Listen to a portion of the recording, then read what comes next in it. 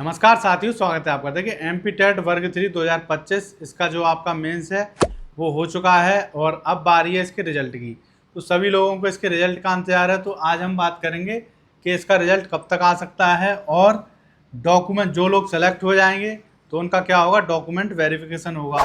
तो document verification की पूरी डिटेल जानेंगे कि कौन कौन से डॉक्यूमेंट ज़रूरी हैं, अभी से आपको क्या तैयारी करनी है। ठीक है, अगला है आंसर की कब तक आएगी, क्योंकि रिजल्ट से पहले आपकी आंसर की आएगी और आंसर की के ऊपर क्या होगा, नंबर इंक्रीज होंगे या फिर कम होंगे। तो बहुत से लोगों के कमेंट आए थे इसी के ऊपर, तो आज की वीडियो इसीलिए है। ठीक है, तो देखते हैं रिजल्ट क्या है। तो रिजल्ट की सबसे पहले बात है आपकी, रिजल्ट की बता देता हूँ मैं कि इसका रिजल्ट दिसंबर, आपके दिसंबर के मंथ में आ जाएगा। ठीक है, इसीलिए रिजल्ट का कोई भी इतना बड़ा इशू नहीं है कि रिजल्ट बहुत दिन बाद आएगा, जल्दी ही रिजल्ट आ जाएगा और ये वैकेंसी इसी साल 2025 में कंप्लीट होने की पूरी संभावना है। मेन चीज़ क्या है, सबसे मेन चीज़ ये है कि डॉक्यूमेंट वेरिफिकेशन डिटेल। इसमें यदि आपकी गड़बड़ हो गई, मान लीजिए किसी के बहुत अच्छे नंबर आए या फिर कम आए और किस्मत से उसका सिलेक्शन हो गया, 55 नंबर पे हो जाए या फिर 60 नंबर पे हो जाए, ठीक है, तो सबसे बड़ी चीज़ क्या है, उसके बाद एक एग्ज़ाम होगा, दूसरा एग्ज़ाम है आपका डॉक्यूमेंट वेरिफिकेशन। आपने जो फॉर्म में डॉक्यूमेंट डाले हैं, जैसे किसी ने रिजर्वेशन का सर्टिफिकेट डाला है, आधार कार्ड है आपका, ठीक है, और आपकी मार्कशीट है, तो वो डिटेल सबसे इम्पोर्टेंट है। तो मैं सभी को बताऊंगा कि अपने जो पहली बात ये है कि आपका जो आधार कार्ड है और उसमें जो नंबर है और आपने फॉर्म में डाला है वो नंबर, तो वो एक ही हो। तो आधार कार्ड में वो नंबर वेरीफाई होना चाहिए, उस पर OTP आना चाहिए। तो अपना आधार कार्ड का नंबर वेरीफाई रखें, जो भी आपका आधार कार्ड है और जो आप पे मोबाइल नंबर है जो आप दे चुके हैं पेपर में, तो वो एक ही होना चाहिए। यदि किसी का अलग है तो कोई बात नहीं, लेकिन आधार कार्ड में कोई भी गलती नहीं होनी चाहिए। यदि आपके पास मोबाइल है, कोई नंबर है जो आपने पेपर में डाला है और वो आधार कार्ड से लिंक नहीं है, तो उसे लिंक कराएं। दूसरी बार, आधार कार्ड में कोई भी गलती ना हो। यदि आपकी हाई स्कूल की मार्कशीट में आपका नाम और डेट ऑफ बर्थ, दो चीज़ आपको देखनी है। एड्रेस वगैरह भी इम्पोर्टेंट है, लेकिन वो इतना नहीं है। केवल आपको, क्योंकि जो हाई स्कूल की मार्कशीट होती है उसमें डेट ऑफ बर्थ वहीं से ली जाती है, तो वो डेट ऑफ बर्थ और आधार कार्ड की डेट ऑफ बर्थ एक होनी चाहिए। यदि किसी की आधार कार्ड में गलत है या फिर अब हाई स्कूल की तो नहीं बदल सकता, वो आधार कार्ड में गलत होगी, तो आधार कार्ड को अभी से ठीक कराने भेज दें। क्योंकि यदि डॉक्यूमेंट की एक बार रिजल्ट आने के बाद डॉक्यूमेंट वेरिफिकेशन की डेट आ गई तो इतनी जल्दी वो ठीक नहीं होता, उसमें कम से कम 15-20 दिन का टाइम लग सकता है। तो अभी से जो आपका हाई स्कूल में नाम है वही आधार कार्ड में होना चाहिए और डेट ऑफ बर्थ जो है वो भी आधार कार्ड में होनी चाहिए। तो ये होगी सबसे इम्पोर्टेंट बात कि हाई स्कूल में जो नाम है आपका और जो DOB है वही सेम आधार कार्ड में होनी चाहिए।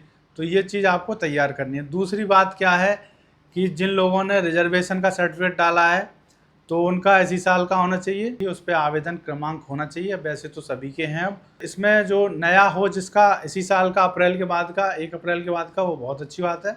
और जिसका पुराना है उसने पुराना लगा दिया, ज़्यादा 3 साल से पुराना हो तो वो जल्दी से बनवा ले। और रिजर्वेशन का जो सर्टिफिकेट है OBC SC ST या फिर EWS, तो उसमें क्या है, वेरिफिकेशन का भी एक आप प्रिंट निकलवा के रख लें अभी से। अपना निवास प्रमाण पत्र का वेरिफिकेशन और जाति प्रमाण पत्र का, जो भी आपके सर्टिफिकेट आपने लगाए हैं, हाई स्कूल इंटर के भी वेरिफिकेशन का जो है प्रमाण पत्र निकलता है, मतलब वेरिफिकेशन का एक प्रिंट निकल आएगा। उसको निकाल के अपने पास यदि हर बच्चा रख लेगा तो कोई भी दिक्कत की बात नहीं होगी, कि इससे पता चल जाएगा कि हमारे डॉक्यूमेंट में कोई भी कमी नहीं है। तो पहली चीज़ क्या हो गई, आधार कार्ड, ठीक है। दूसरी चीज़ क्या हो गई, कास्ट सर्टिफिकेट, ठीक है, सर्टिफिकेट। तीसरी चीज़ क्या हो गई आपकी, सभी मार्कशीट, ठीक है, मार्कशीट।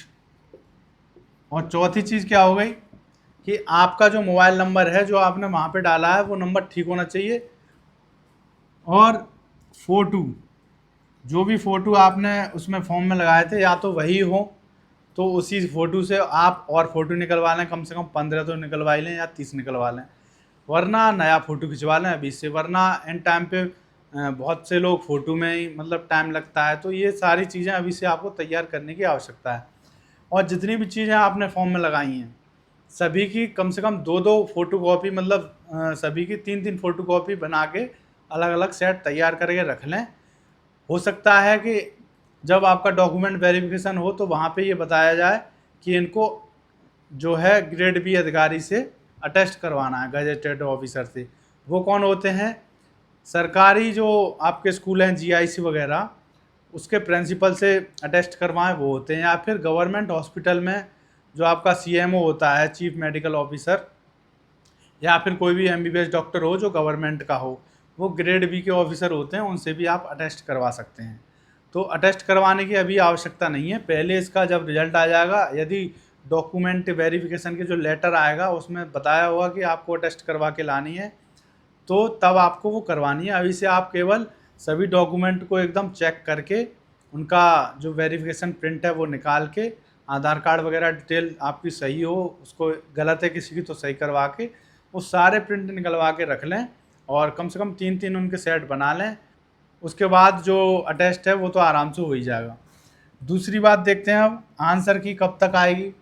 तो आंसर की आप ये दिवाली के बाद ही आ सकती है। अभी सभी बिजी हैं, दिवाली की छुट्टी पे भी चले गए हैं। तो दिवाली के बाद आपका जो अक्टूबर चल रहा है ये, तो अक्टूबर के जो ख़त्म होगा तब तक आंसर की आ जाएगी। इसमें नंबर इंक्रीज होंगे या घटेंगे, तो देखिए परसेंटाइल बनेगी, लेकिन उससे पहले नंबर की बात आती है, परसेंटाइल तो बाद की बात है जब आपका रिजल्ट आएगा। अभी क्या है, यदि आंसर की में आप किसी शिफ्ट में 2 सवाल गलत होंगे, किसी शिफ्ट में 4 होंगे, किसी में 6 भी हो सकते हैं। तो मान लीजिए आपकी शिफ्ट 9 तारीख की है, उसमें 2 सवाल गलत हैं, तो सभी बच्चों को 2 नंबर मिल जाएंगे, तो उनको फ़ायदा हो गया। 10 की शिफ्ट में 4 क्वेश्चन गलत होंगे, तो 10 की शिफ्ट वालों को 4 नंबर मिलेंगे, तो उनको और ज़्यादा फ़ायदा हो गया। 11 की शिफ्ट में मान लीजिए 6 क्वेश्चन गलत हैं, तो 6 नंबर मिलेंगे। तो जितने भी क्वेश्चन यदि गलत हैं तो उसके नंबर मिलेंगे। और आंसर की में जैसे ऐसा हो सकता है कि आपके किसी बच्चे के 60 नंबर आ रहे हैं, ठीक है, क्योंकि वहाँ पे क्या होता है, स्क्रीन पे नंबर दिख जाते हैं आपको 60 आगे, लेकिन ये नहीं पता कि कोई क्वेश्चन गलत था या फिर ऑप्शन ही गलत था, तो उसके भी नंबर मिल गए। तो जैसे कोई ऑप्शन गलत है उसका आंसर अब ठीक कर दिया गया है, तो उसके नंबर सभी को मिलेंगे, क्योंकि जब ऑप्शन ही गलत है तो बच्चा क्या लगाएगा, उसमें आपने कुछ भी लगाया हो। मान लीजिए किसी क्वेश्चन के ए बी सी डी चारों ऑप्शन ही गलत हैं, अब बच्चा या तो इसको छोड़ के आएगा या फिर कोई ना कोई टिक करके आएगा, ठीक है। तो उसने लगा दिया बी ठीक है एकदम, लेकिन जब आंसर की में ठीक किया गया आंसर तो डी उसका सही है, तो सभी को उसके नंबर मिल जाएंगे।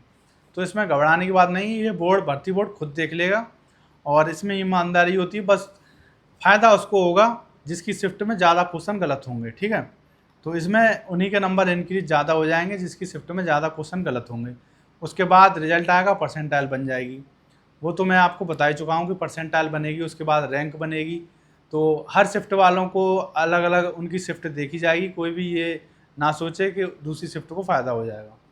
सबसे मेन चीज़ ये थी आज की वीडियो में कि डॉक्यूमेंट वेरिफिकेशन में की तैयारी आपको अभी से करनी है। यदि आपके नंबर जो मैंने मेरिट बताई है उसके अकॉर्डिंग ठीक हैं या फिर उससे कम भी हैं, तब भी अपने डॉक्यूमेंट वेरिफिकेशन तैयार रखें, क्योंकि परसेंटाइल बनने के बाद बहुत से बच्चों के डॉक्यूमेंट वेरिफिकेशन में कमी हो जाएगी, या फिर बहुत से पहुंच नहीं पाएंगे। बहुत से अदर स्टेट के ऐसे हैं जिन्होंने केवल दे दिया है, लेकिन अब उनका दिमाग चेंज हो चुका है, वो नहीं जाएंगे वहाँ पे। तो आपको भले ही मैंने जो मेरिट बताई उससे कम नंबर हैं, तब भी अपने डॉक्यूमेंट तैयार रखें यदि आपके नंबर आपके अनुसार ठीक हैं।